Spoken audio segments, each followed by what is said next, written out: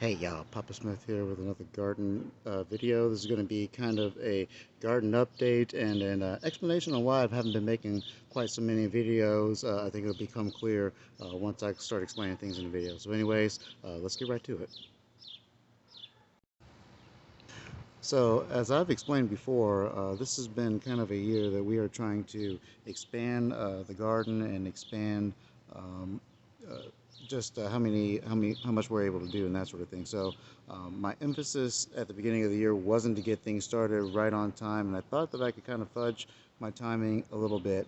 Um, Apparently, that was not a good choice on my end because the seeds that I planted that I normally would have planted really early, the lettuces, the kales, the cabbages, all that good stuff, all those cold weather plants I planted, and then they didn't really germinate very well. And I think that happened for a couple of reasons. One, I think we had some actually, I know that we had some really drastic temperature changes. So it went from really hot to back to like cold conditions. So like it went from, I would say, like 80 degrees back to like 30s and 40s. And it did that rather regularly. If you live in the Midwest, you understand what I'm talking about, and you know exactly what we were dealing with.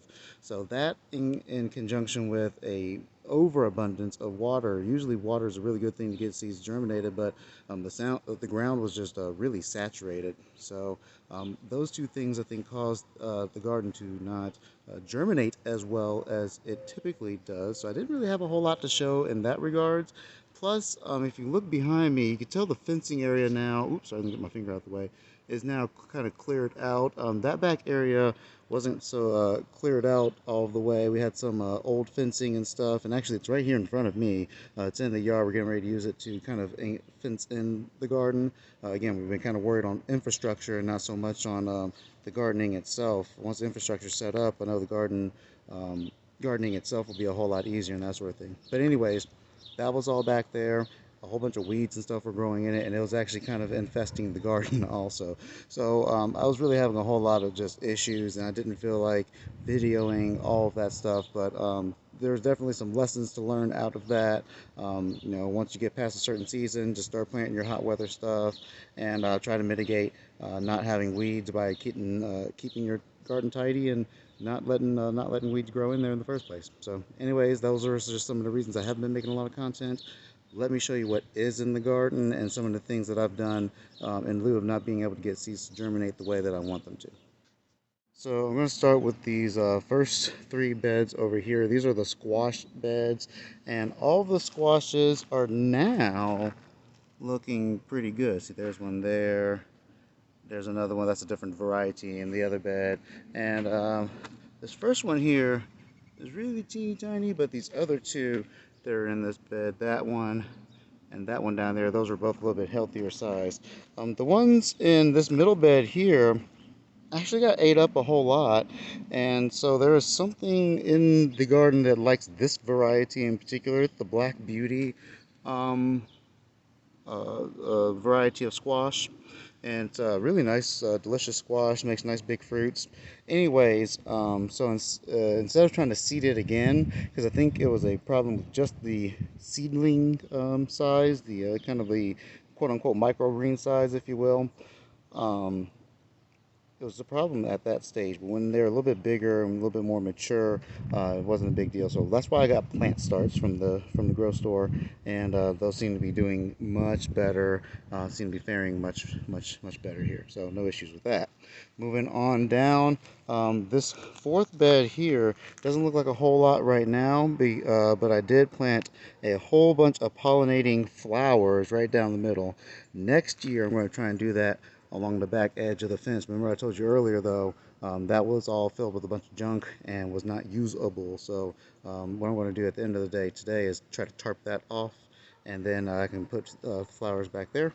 But for right now, I'm going to use this bed right here in the middle. That should bring in a whole bunch of pollinators and help the plants out an awful lot. So excited for that.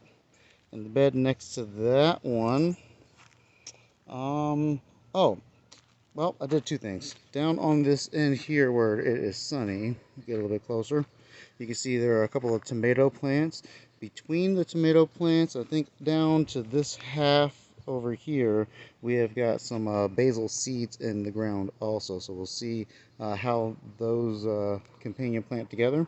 And then on this other half, I thought it'd be cool if I started to grow a whole bunch of chive seeds. I know they um, typically do okay in partial shade, and this will be a kind of, as you can see at this part of the day, it gets a little bit of shade, so it'll be fine here, and it'll be right next to the oregano, which I hope will eventually take up this entire bed also. So I'll kind of have herbs right next to each other, which will be really nice. And then of course the garlic beds, as they are, um, um, have been just fine. So that's what's going on over there. There's a little bit of greens down on the far bed on the very end, and the bed right next to that, there's still a few bush beans that are just getting started. And next to this trellis here, I will show you this. um, there are a few on the other side of it. Sorry about all the shaking and moving. Down here you can see there's some snow peas, and I know it's getting a little bit late in the season, so we'll see if I actually get any pods from them. I haven't seen any fruits yet, but I'll keep you guys posted on that. And those are usually a pretty delicious source of protein there. Anyways, that's pretty much all I've got. If you guys like the video, make sure you hit the like button, subscribe for more content, ring the bell icon so you guys can get the latest content. Talk to you guys later. I almost forgot to show you guys the harvest of the day. This is the oregano bush here. I am a little less than halfway done with it. You can see where I've cut down to, and how much more I've got to go. That's what's in the that's what I've cut down so far. So anyways, harvest of the day.